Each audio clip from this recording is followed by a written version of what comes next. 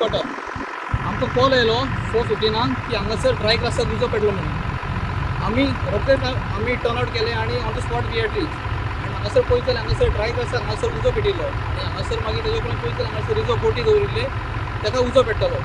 So we started the fire fighting operation and with a very less time of limit आमी तो उजो पालयलो आनी उजो अंडर कंट्रोल हाडलो आमी. पण कितल्यो बोटी आसल्यो खबर तुमकां? मोरलेस 2-3 बोटी आशिल्ले ते सद्या तेतून आमी उदक मारून आमी तो पालयल्लो आसा आनी तो कंट्रोल केला आमी. बोटींग कितें डॅमेज जाल्या?